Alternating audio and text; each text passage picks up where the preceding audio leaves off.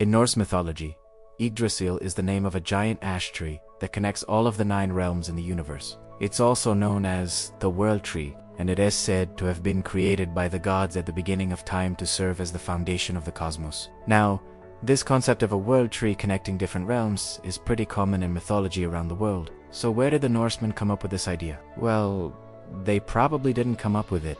They got it from the Germanic people who came before them, and the Germanic people most likely got it from the Celts. But do you want to let that bother you? Because what we're going to do now is explore Yggdrasil and the 9 realms that it connects. Now, these realms are usually divided into 3 groups of 3. There's the upper, middle, and lower realms.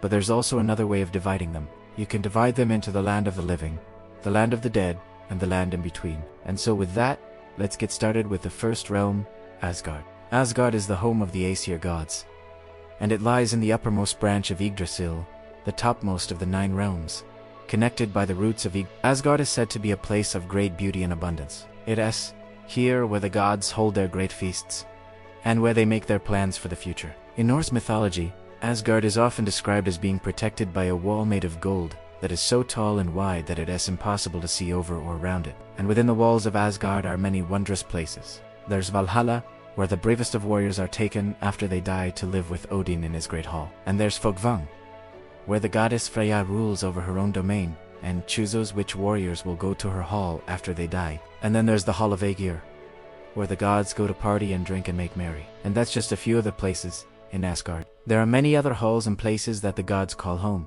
like the home of Thor and the home of Frigga and Freya. Now, Asgard was one of the favorite places of the Norse gods, and for good reason. It was a place of power and glory, and it was where the gods felt most at home. The next realm, Vanaheim, is one that's not talked about too much in Norse mythology. It's the home of the Vanir gods, and it's said to be a place of great magic and fertility. Now, unlike the Aesir gods, not much is known about the Vanir gods, but what we do know is that they were a very powerful group of deities. The most well-known of the Vanir gods is Frey, who's associated with the sun and the fertility of the earth. Now, in some myths, Frey is said to rule over Vanaheim, while in others he travels all over the 9 realms, bringing his message of love and peace to all who will listen. Now Vanaheim is located at the very top of Yggdrasil, connected by its roots to the other realms, and it's said to be a place of great beauty and wonder. Some sources say that Vanaheim is hidden away, and that only those who are pure of heart can find it.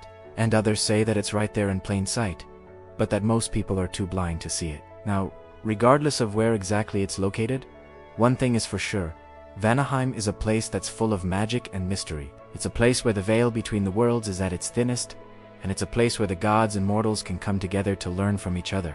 Now, moving to the third realm of the upper group of 3, we have Alfheim as the home of the Light Elves, or the Luminous Elves, and it's said to be a place of great beauty and wonder. Some say it's even more beautiful than Asgard, if you can believe that. It is said that the streets of Elvenwood are paved with gold, and that the houses are made of crystal and precious stones. And that's not all either. The elves are said to be masters of magic, and they use their powers to create all sorts of beautiful things. They make their own clothing out of spider silk and moonlight, and they ride through the air on the backs of eagles. Now, if you ask me, it sounds like a pretty great place to live, but unfortunately, it's not all sunshine and rainbows in Elfheim. Like every realm, it has its own problems. For example, the elves are constantly at war with the Dark Elves, or the Svartafar, who live in the underworld. But despite all the fighting, Elfheim is still a beautiful and enchanting place, and it's definitely worth visiting if you ever get the chance. Moving on to the second group of 3 realms, we have Now, of course, you already know about this one. This is the realm of the humans, and it's located right in the middle of the World Tree. Now, there's not much to say about this one that you don't already know. You live here. You know how this place works. Just remember that, while you might think that this is just an ordinary world, it's actually full of magic and danger. You just have to keep your eyes open to see it. Just because you don't see the giants and the monsters and the gods doesn't mean they're not out there. I'm just saying.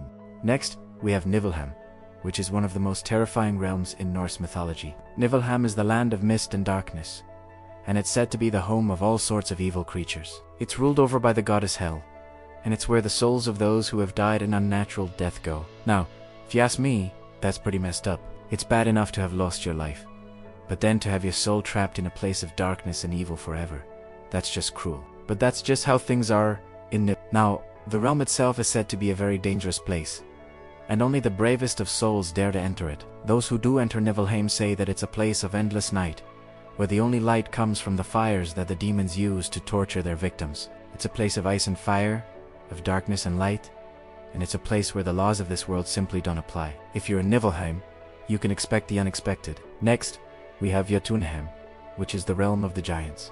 Now, these aren't your average giants, mind you. These guys are huge, like mountain-sized, huge, and they're incredibly strong and tough.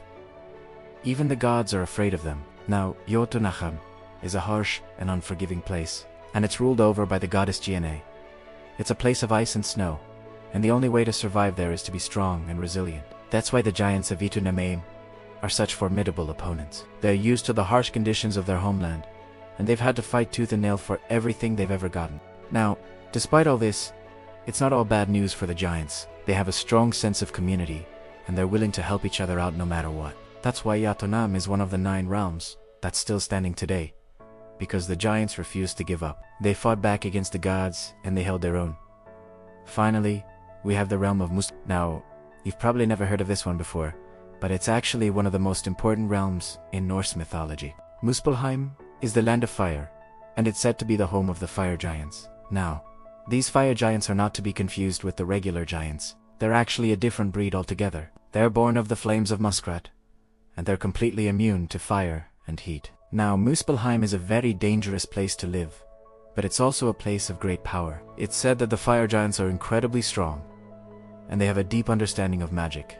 In fact, it is believed that the fire giants were the ones who taught the gods some of their most powerful spells. Now, despite all this power, the fire giants are a dying race. Their numbers have been dwindling for years, and it looks like it won't be long before they disappear completely. That's because the realm of Muspelheim is slowly being consumed by darkness. As the shadows grow longer, the fire giants become weaker and weaker, until finally, they'll be nothing but a distant memory. So those are the 9 realms of Norse mythology. Each one is unique and fascinating in its own way, and together they form a rich and complex cosmology. But before we go, I want to hear from you.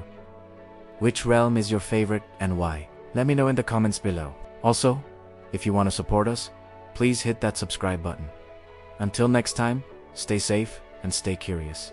Oh, and happy Yule.